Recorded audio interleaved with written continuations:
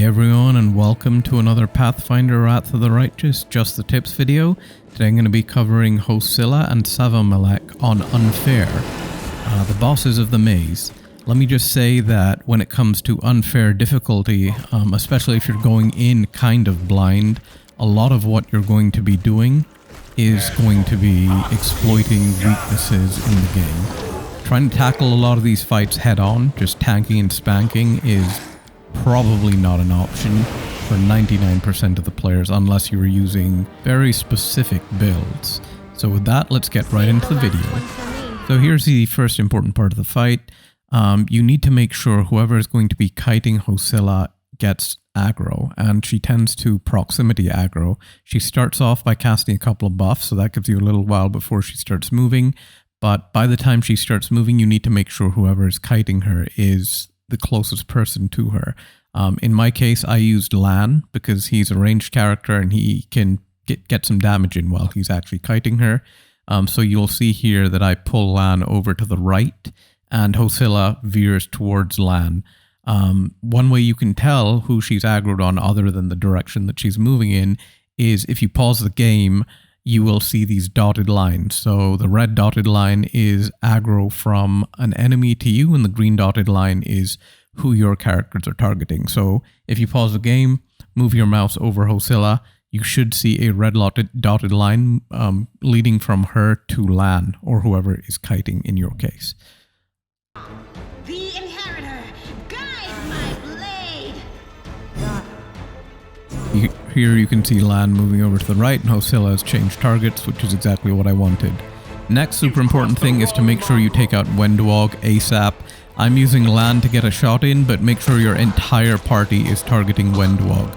She has very little health. I think she has 12 health. So she should go down pretty quickly. Do not do any damage to Hosilla until Wendwog goes down, because although Wendwog only has 12 health, she does a lot of damage. She can one-shot some of your party members on Unfair. So absolutely make sure she goes down first. After she's down, you can see what I'm doing here. I move my party over to the bottom of the stairway. So the reason they're moved over to the bottom of the stairway here is so that you can put as much distance as possible between yourself and Hosilla, or the three party members that are not going to be kiting her and Hosilla. And the reason for this is because you want to re-stealth your party, and the only way you can get them out of combat is to put the maximum distance between yourself and her. So you'll see here very shortly they re-stealth.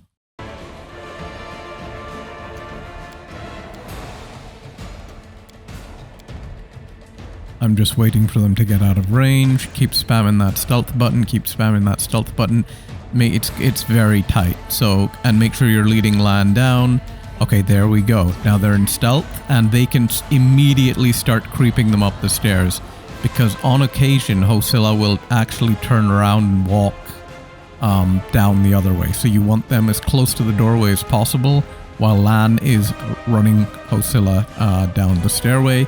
Now he needs to get out of range, so his next task is to get out of range. So don't bother shooting her, don't bother kiting her, just run, and get out of range.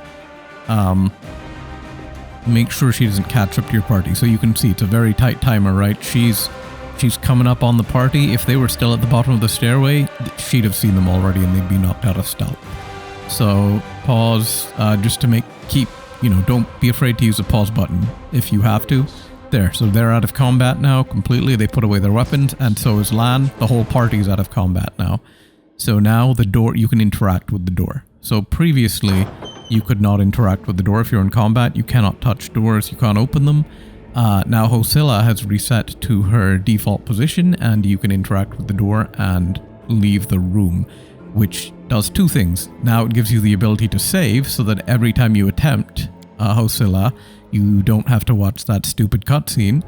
And B, now you're able to enter the fight on your terms and keep most of your party safe. So there are a couple of things that can speed this up that I'm not doing in this video. So one of them is to involve the rest of your party. If you're comfortable involving your whole party in this, you could technically continue to kite Hosilla around with Lan and position your party in the middle of the room. and just have them shoot at her.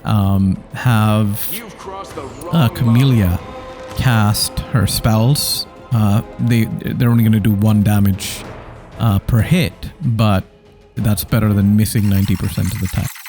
And on the odd occasion that you do hit, yeah, it'll do more damage than your spell, but you miss way more often than you land a hit here. So here I'm just speeding through it. I'm using just Lan. The reason I didn't have the rest of my party in the middle of the room nuking her is because I know there's a phase 2 to this fight. And if your party is caught in the middle of the room when phase 2 happens, then they will die immediately. Because you will see why. She spawns 2 additional creatures and they do a lot of damage. So you definitely don't want your party in the room when she triggers phase 2. So here you can see I triggered phase 2 and now she's in the middle of the room. Lan is on the side and the 2 imps, they're demons protect your mistress. Now she's brought them in. They are immediately going to aggro on to whoever is in this room. In my case it's Lan, but nobody else in my party has aggro. And Lan is considered an essential NPC in the maze, so he cannot die. So I just ran him up there. He got his ass beaten, but he died in quotation marks. But now he's just going to get back up, and they've de-aggroed. And so now you can walk out of the room, you can re-stealth, you can walk out of the room, and you can save again. So now you have Hosilla in phase 2. You have the 2 enemy NPCs. The 2 ads spawned as well, and you can go back in and redo the fight on your own terms. Now there are a couple of ways you can do this. You don't necessarily have to do it the way that I did. The way that I do it is I use Lan. So Lan is essential. I just cheese with him. This way allows you to basically AFK. And you can see here, one really cool thing, Hosilla is not on the same aggro table as the Quasits. So you can aggro her separately, the Quasits don't aggro with her. So now she's coming up to beat me down, but she's alone. And it's a big problem. If the Quasits were part and parcel of this whole thing, the fight would be much, much harder because they move very quickly. So here you can see what I'm doing. You can AFK and do this, right? So just aggro her, she'll walk up towards you and just, fire a shot at her. Fire as many shots as you can at her, and then just wait for her to come up the stairs. And so now she's coming up the stairs. You can continue to fire shots at her while she's traveling, so she stays aggroed, and you don't have to move, right? So you just stand there, take the hit, die, and she's going to start walking away, and then your Lan's going to get back up. But when he gets back up, he's going to be close enough to her that she stays aggroed on him. So this is just going to be a waiting game, essentially. You do see some crazy big numbers here. So here I'm fast forwarding through the whole sequence, just waiting for her to die.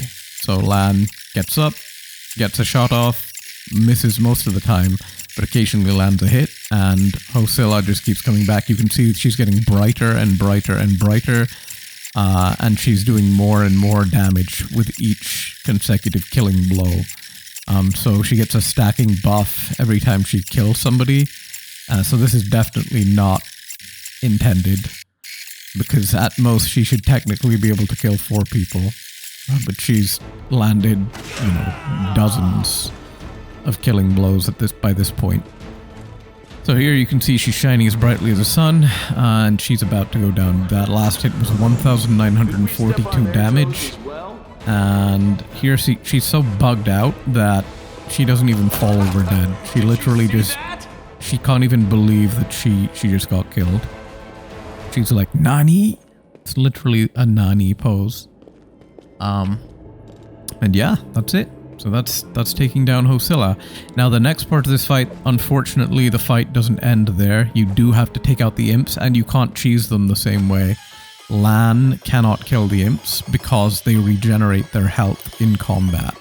So I did try initially, so there's a bit here where you can see me actually trying to take them down, but it doesn't work. So one good thing about the imps as well is that they are independent aggro tables. So if you pull one imp, you don't get the other one. They come by themselves, which is very, very important, because if that was not the case, again, this would be extremely difficult. They don't look so tough, right? You look at their stats, you look at their health pool, everything. It's not that impressive, but the big killer here, the thing that makes it impossible for land to kill them, is their regeneration. I don't know about this bugged state right here, so I don't know if this is sustainable or how long. I think if land had not moved forward there, it might have just stayed spinning around in circles, and you might have been able to get additional just shots off.